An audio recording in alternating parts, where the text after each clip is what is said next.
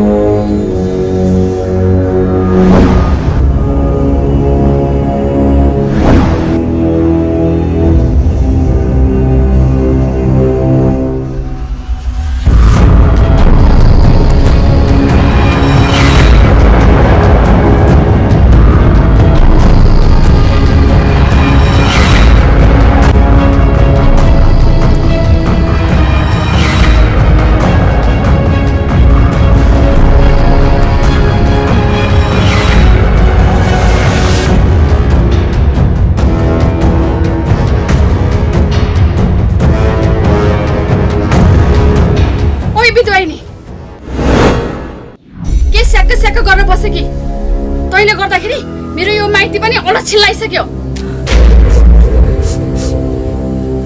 त्यही त दिदी, जब यो आए त्यहाँदेखि हाम्रो घरमा अलस नै लाग्यो। दाइलाई त खाइसकी, अब चाहिँ कसलाई खाने विचार गरिरहेछ यसले। दिदी नानी तपाईले के भन्नु भएको? मैले तपाईको दाइलाई खाएको हैन, म त उहाँलाई आफूलाई भन्दा धेरै माया गर्छु। मलाई भन्न कति गाह्रो भएको छ उहाँ नभएर। अझ रुन्छेस, तैले गर्दा हो मेरो भाइ यस्तो भएको। आजसम्म मेरो भाइ जिउँदो थियो, त आएपछि मर्यो, बुझिस्? त्यही त दिदी, यो आएदेखि हाम्रो घरमा अलक्षी नै लागिसक्यो। दाइले यो नआउँदै हामीलाई कति माया गर्नुहुन्थ्यो, तपाईलाई, मलाई, आमा बाबालाई। जब यो आए खै दाइलाई के टुना मुना लाएर सबै आफूतिर गरी दाइको माया जति। दाइले पनि यो आएदेखि हामीलाई माया गर्नै छोड्नु भयो। अझ भन्छ केही गरे छैन, तैले नै हो के टुना मुना लाएर मेरो दाइलाई खाइस्, अलक्षी नै। हैन नानी, मैले तपाईलाई दाइबाट अलग गरेको छैन। मलाई त तपाईको दाइले सहरमै बस्नुपर्छ, वहीँ पढ भन्नुभएको थियो, तर मैले मानिन। किनभने म पनि तपाईहरुसँग एक भएर बस्न चाहन्थे। त्यस्तो आरोप नलगाउनुहोस् नानी मलाई। के भनिस्? मेरो भाइले तँलाई कोठालेर सहरमा राख्ने पढ्नको लागि प्लान त ठुलो गरेकी रहेछस्। अनुहार देखेको छे आफ्नो जो बोक्सी जस्तै छे हेर्दै अनुहारमा सलमान पाण्डव सुरुवार। त्यही त दिदी, यसलाई पहिले घरबाट निस्केर जा भनेको टेर्दै नि। नानी म यो घरबाट निस्केर कहाँ जाने?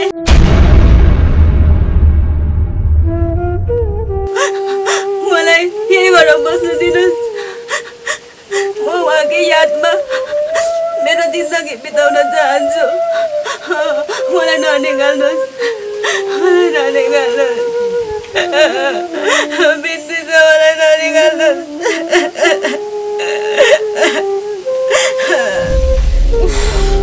यसले रोको देखेर मेरो दिमाग अब फुट्छ जस्तो छ।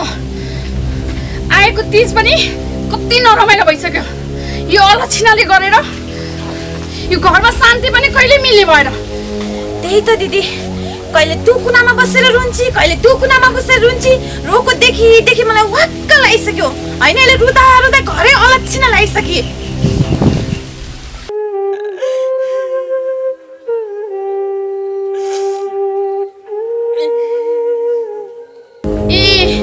यो सधैँ रोइरहन्छ होइन, आज यसलाई पुग्ने गरी रुवाइदिनु पर्छ।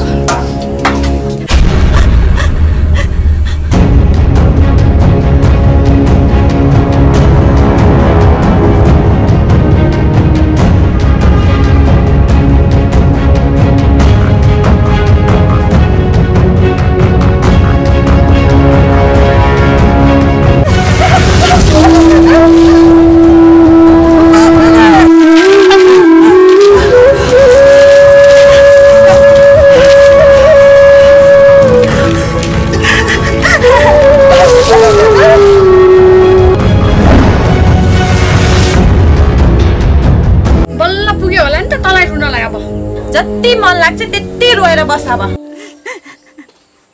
हेरेर यत्रो गाडीको पानी खनाउँदा पनि अझै भक गरेर छ। यसलाई त एक गाडी खोजाइदिउ कि क्या हो? अझ बढी बोल्दिरहेछ। के गाडी मात्रै उठाएर एक्सन देखाइदा घुसाइदे न घुसाइदे। यसलाई त के गरेको यो?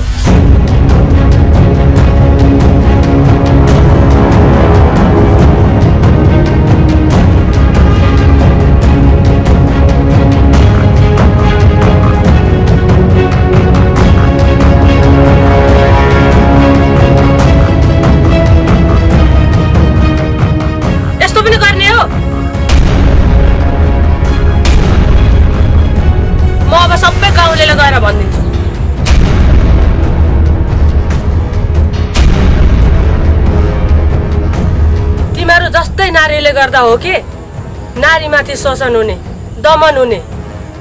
के गरेको तिमीले यस्तो?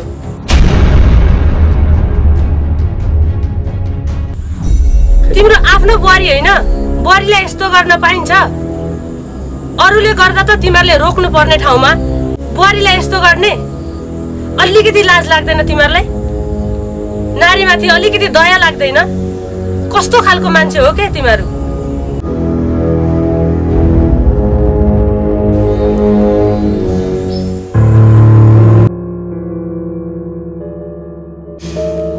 कस्तो लाग्यो त मेरो मजाक?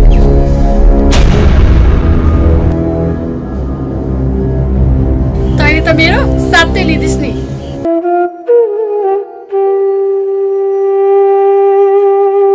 दिदी आज बौलाको देखेर मेरो सास त झन्न रोकेको। यस्तो पनि मजाक गर्छन् त?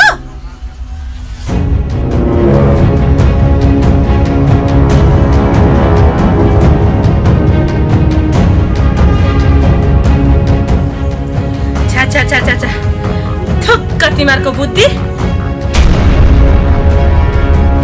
यस्तो हाम्रो भाइ खाने बोक्सीसँग तिमीहरू मुख लागेर बसेका छौ। अझ हेर न, घरको शुद्ध पानीले नुहाइदिएर बसेका छन्। यसलाई त ढलमा लगेर कोच्याइदिनु पर्ने हो।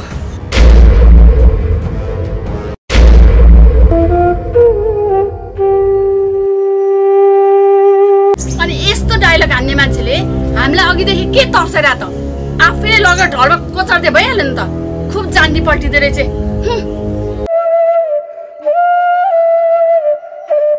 त्यही त सुध्री भन्ठानेको त के को सुध्रिन्थ्यो तैँले नै लगाएर कोछार न तै त अनि मेन भिलेन फेरि भन् त तिमीहरू जस्तो हो म यसलाई छोएर मेरो हात फोहोर बनाउनु छ मलाई तिमीहरू जस्तो अबुझ हो म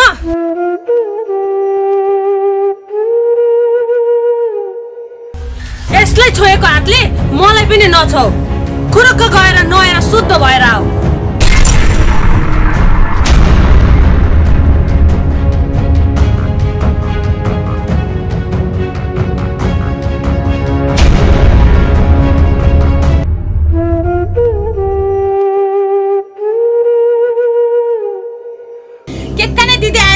भन्ठानी कि छैन देखिस् त हेर्छु न अब कसले आएर बचाउँछ र यसले अब को आउँछ र यसलाई बचाउन बहिनी एउटा भएको भाइ पनि खाइहाली बोक्सीले यसको जिन्दगी देखेर त मलाई त वाक्क लाग्छ यार हेर्न कस्तो सेतै भएर बसेको छ हाम्रो जस्तो जिन्दगी हुनुपर्छ यार रङ्गी चङ्गी साडी हेर यस्तो साडी लाउनु पर्छ तैँले लाउनु पर्छ यस्तो हाम्रो पोते हेर्न यहाँ कस्तो राम्रो छ तैँले लाउनु पर्छ यस्तो गहना हेर यहाँ गहना कस्तो छ गहना यस्तो झरी झक्का भएर बस्नुपर्छ आइमै भनेको होइन त कस्तो भयो नि हो नि ए सिउँदाभरि सिन्दुर यी गलामा पोते यी रातो साडी भाग्य हुनु पर्यो नि यसको त भाग्य यो अलक्षिनीको भाग्य हुनु पर्यो भाग्यमानीले मात्रै लाउन पाइन्छ यस्ता त के बाँच्नु मरे भइहाल्छ नि हेर न अझ पिल पिल पिल त आँसु झारिरहेको छ कुकुरको मुख झारे जस्तो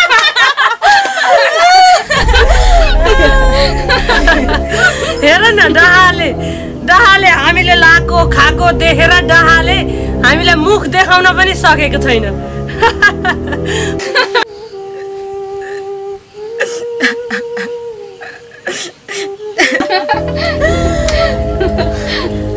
जले के होली नि यो मेरो साडी देखेर यो मैले लाको देखेर कति जल्छियो हैन त दिदी त्यही त यो तीजमा त यसलाई अगाडि राख्यो भने त हाम्रो तीजै नराम्रो हुन्छ है यसलाई त जसरी हुन्छ निकाल्दिनु पर्छ जता हेर सेतो देख्छु यार म त इरिटेट भइसक्यो यसलाई देखेर त छ्याउ यसलाई यहाँबाट निकाल्ने काम चाहिँ तेरो है तै त होस् मेन भिलेन मैले निकाल्यो भने आमाले के भन्नु होला आमालाई म मिलाइहाल्छु नि बहिनीहरू टेन्सन नगर न हेर हेर यसको गति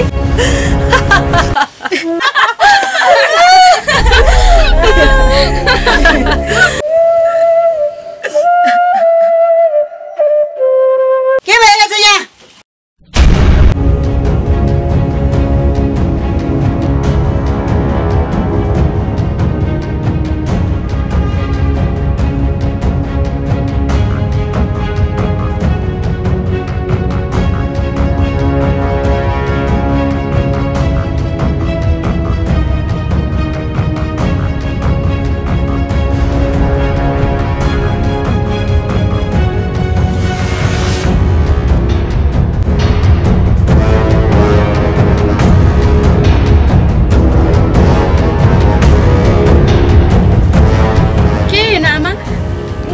गएको थियो लडेछ अनि हामीले मिलेर उठाउन लागेको मात्र हो है बहिनी है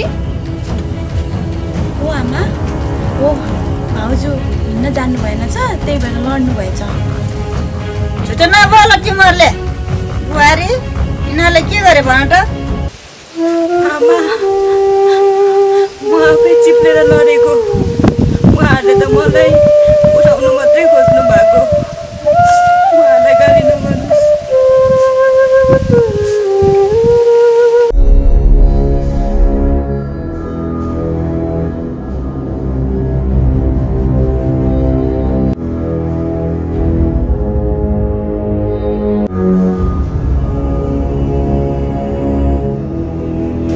ल बुहारी राम्रोसित पाल्यो है हिँड डर खान ल आमा आउँदैन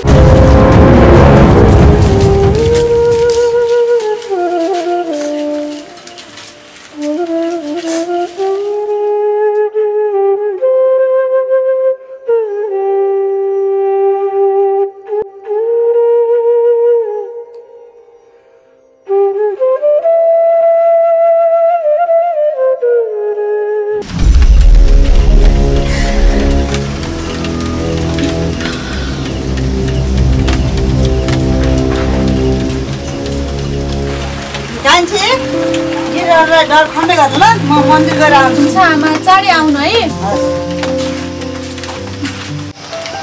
आज एकदमै रमाइलो गर्नुपर्छ है बहिनीहरू हुन्छ हामी पनि छिटो खाएर जानुपर्छ है आज हामी पनि नाच्नुपर्छ ल ल घर पनि खान रुक न म कटोरा र बोलको लिएर आउँछु दिइहाल्छु नि हुन्छ हालेर ल मलाई एकदमै हतार भइसक्यो क्या बहिनी छिटो लिएर आइदेन हामी त नाच्न जानुपर्छ कि जानुपर्छ जान कति हतार भएको तपाईँ चाहिँ बिहानदेखि खाना खाइसक्नुहोस् क्या हो ए खाएको नि माइतमा खाए जस्तो हुन्छ त कति रमाइलो भएर बोक्रै खानु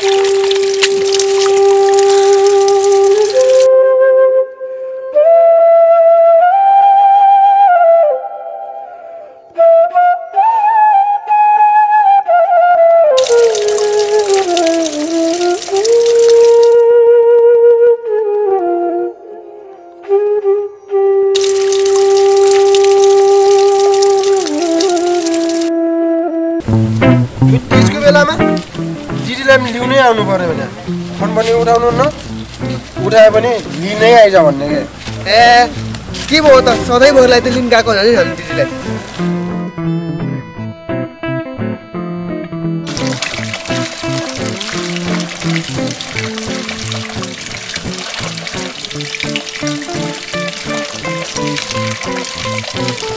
बर्खा महिनाको मौसम पनि झ्याउ लगाएर आउँछ भनेर कहिले पानी पर्छ त्यहीँ बाटो बत्किन्छ त्यहीँ सिधै पानी परेर हैरान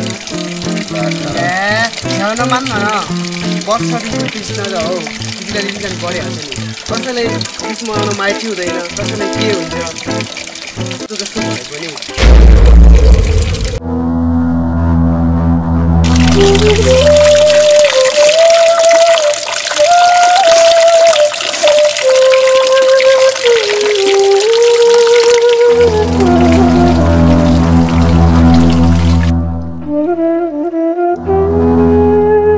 दिदी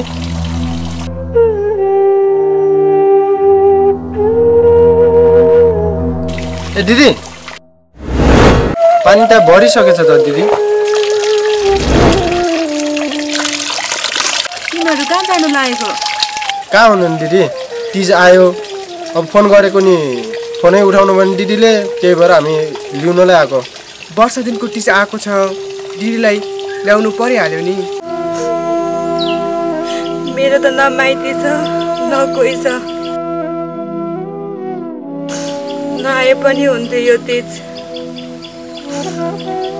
मलाई रुवाउनु मात्रै दिदी दिदी नरुनु न नरुनु न त्यस्तो नभन्नु न दिदी किन मन दुखाउनुहुन्छ मलाई मेरो माइती जस्तो लाग्छ यहाँबाट गइहाल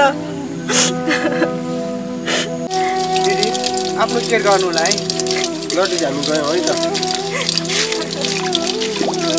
बिचरा दिदी त्यही गाह्रो भयो होला है हो त